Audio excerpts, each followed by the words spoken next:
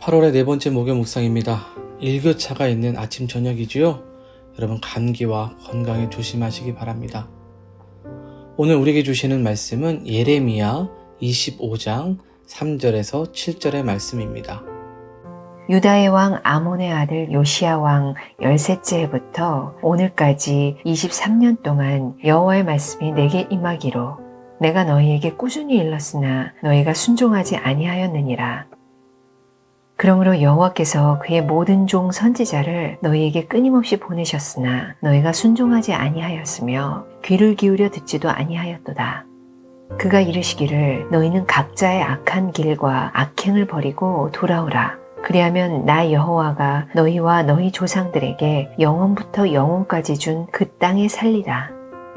너희는 다른 신을 따라다니며 섬기거나 경배하지 말며 너희 손으로 만든 것으로서 나의 노여움을 일으키지 말라. 그리하면 내가 너희를 해하지 아니하리라 하였으나 너희가 내 말을 순종하지 아니하고 너희 손으로 만든 것으로서 나의 노여움을 일으켜 스스로 해하였느니라. 여러분 고린도전서 13장을 아시죠? 사랑장이라고 불립니다. 사랑에 관한 설명을 할 때에 거기에 가장 먼저 등장하는 단어가 오래 참고 라는 말이죠. 이 말은 쉽게 화를 내지 않고 견디는 사랑을 말합니다. 다시 말하면 상대방이 정의롭지 못하고 조금 미숙하더라도 오랫동안 기다려주는 과정을 말합니다. 여러분은 어떠세요? 오래 참고 또 잘 기다려주고 계십니까? 저는 잘 그렇지 못한 것 같습니다. 과거에 비해서 지금은 좀 나아지긴 했지만 여전히 급하고 속도 넓지 못한 것 같아요. 그래서 어느 때 보면 잘 참지 못하는 저를 봅니다. 만일 하나님께서 저와 같은 성품을 가지셨다면 어떻게 되었을까요? 제가 예상하건대 이 땅에 남아있는 사람은 없을 것이다 라고 생각됩니다. 우리는 하나님을 사랑의 하나님이라고 말합니다. 이 사랑 속에서 예수 그리스도가 등장하고 십자가의 은혜를 반드시 기억하게 됩니다. 그런데 이 사랑을 보내주시기까지 하나님 참 오랫동안 우리를 참고 기다려주셨고 품어주셨다는 사실을 아십니까? 만일 하나님께서 우리를 참아주지 않으셨다면 우리는 하나님의 은혜와 사랑을 누리며 살아가는 하나님의 자녀가 되지 못했을 겁니다. 오늘 본문을 보면 그분의 사랑, 그분의 오래 참으심을 잘 볼 수 있어요. 3절을 보면요. 유다의 왕 아몬의 아들 요시야 왕 13째 해부터 오늘까지 23년 동안 여호와의 말씀이 내게 임하기로 내가 너에게 꾸준히 일렀다라고 말씀하죠. 하나님께서 유다를 향해 예레미야 선지자를 보내셔서 하나님의 뜻을 전달하게 하셨습니다.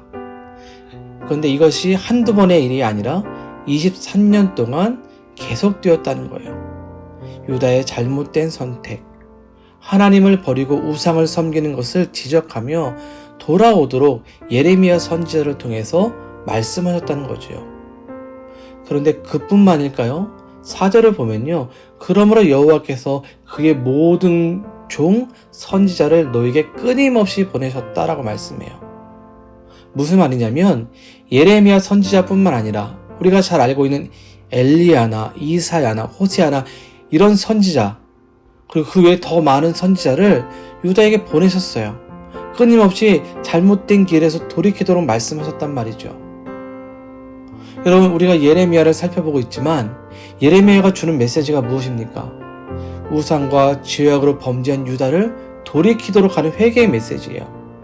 그래서 예레미야서를 쭉 보면 계속되게 반복되게 회개와 심판, 소망 이런 메시지들이 가득 있는 겁니다. 그런데 유다가 어떻게 하죠? 3절 하반절을 보면 너희가 순종하지 아니하였다라고 말씀해요. 그리고 4절에도 너희가 순종하지 아니하였으며 귀를 기울여 듣지도 아니하였도다라고 말씀해요. 하나님은 끊임없이 말씀하고 계셨어요. 오늘 본문을 봐도 예레미야가 메시지를 전한 시간이 무려 23년입니다. 그 시간 동안 기다리시고 참으시고 회개의 기회를 주신 겁니다. 하나님의 오래 참으시는 사랑이 아니라면 할 수 없는 것이지요. 우리는 이 시간을 기다리고 참을 수 있을까요? 아니요, 못 참을 겁니다. 그러나 우리 하나님은 참으셨어요. 여러분, 우리 주님을 보세요. 말을 듣지 않고 제멋대로인 제자들.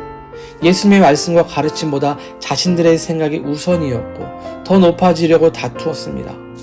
하지만 주님은 그럼에도 기다리고 기다리시면서 가르침을 주셨고 십자가에 죽으시고 부활하심으로써 제자들을 깨닫게 하셨어요. 하나님의 사랑이 아니었다면 탈락해도 벌써 탈락했을 겁니다. 이 오래 참으시는 사랑, 그 사랑 앞에 여러분 우리가 반응해야겠죠. 그러나 기억해야 할 것은 이 오래 참으시는 하나님이시지만 언제까지 기다려주시지 않습니다. 우리가 알 수 없는 그 하나님의 시간에 대해 반응하지 않게 되면 징계와 심판을 피할 수가 없어요.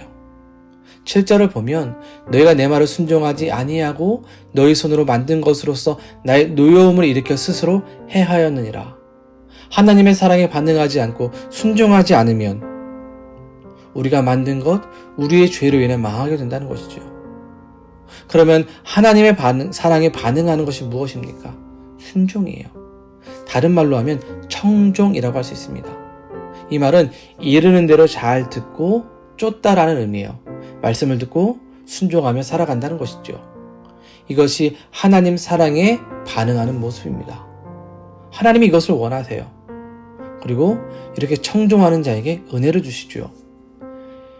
신명기 11장을 보면 모세를 통해 하나님께서 이스라엘 백성들의 축복하시는 약속이 있어요.